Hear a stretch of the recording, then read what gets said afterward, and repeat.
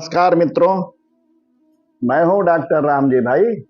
आपके लिए एक छोटी सी कहानी लेकर आया हूं। कहानी आपको अच्छी लगे तो लाइक, शेयर एवं सब्सक्राइब करें तथा घंटी अवश्य दबाएं। आइए कहानी का आनंद लेते हैं।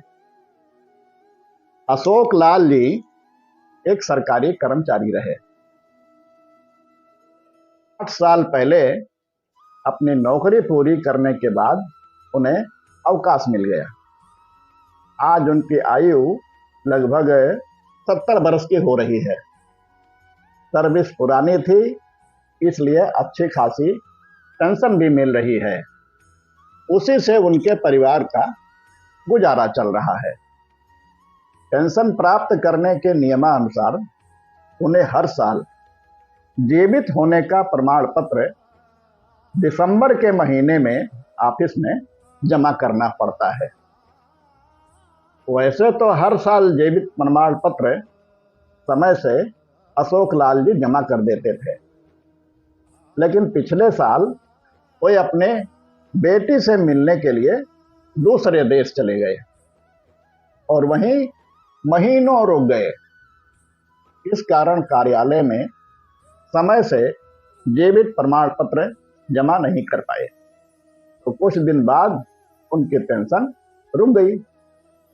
इस वर्ष दिसंबर के महीने में जीवित प्रमाण पत्र उन्होंने समय से जमा कर दिया, तो पेंशन आना चालू हो गया। लेकिन कुछ दिन बाद अशोक लाल जी के पास बैंक से एक पत्र आया। श्रीमान जी, आपका इस वर्ष का जीवित प्रमाण पत्र समय पर प्राप्त हो गया है। इसके लिए हम आपके बहुत बहुत आभारी हैं, पर साथ ही हमें खेद है कि आपने पिछले वर्ष का अपने जिंदा होने का प्रमाण पत्र कार्यालय में जमा नहीं कराया था, जिसका उल्लेख इस वर्ष हमारे बैंक के ऑडिटर ने अपनी रिपोर्ट में कर दिया है। अतः आपसे विनम्र अनुरोध है कि शीघ्र ही कोई डॉक्यूमेंट आप पेश करें, ताकि यह सुनिश्चित हो कि पिछले वर्ष भी आप जीवित थे। धन्यवाद। आपका शाखा प्रबंधक।